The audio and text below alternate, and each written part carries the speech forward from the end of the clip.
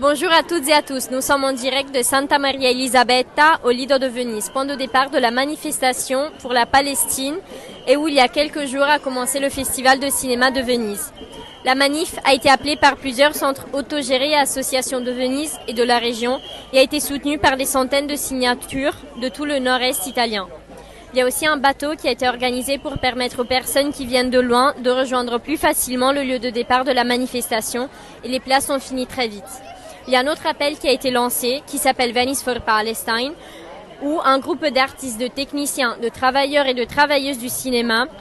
a écrit une lettre ouverte où il demande à la Biennale, l'organisateur du festival, de dénoncer et de condamner Israël et sa politique génocidaire et elle a reçu plus de 1500 signatures. Dans la période actuelle où plus d'un demi-million de Gazaouis meurent de faim, où les morts ne font qu'augmenter et où l'État d'Israël veut occuper totalement la bande de Gaza, il est impératif d'être ici et de montrer tout notre soutien au peuple palestinien, comme le font les camarades qui sont en train de se déplacer au bord des bateaux Global Sumun Flotilla pour briser le blocus à Gaza. On est ici pour dénoncer le génocide, la complicité des gouvernements dans le massacre en cours à Gaza et le silence de la Biennale.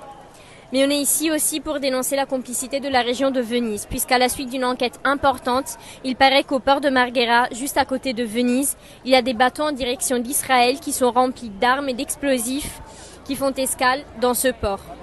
On se trouve alors ici pour dénoncer la complicité de nos propres gouvernements dans le génocide en cours à Gaza.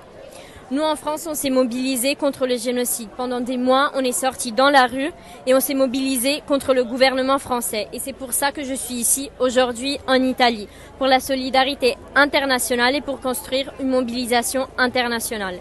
Il faut que dans les pays impérialistes comme l'Italie ou la France, on construise des mouvements contre le génocide dans la jeunesse, mais aussi dans la classe ouvrière, à l'instar des dockers, en Grèce, à Gênes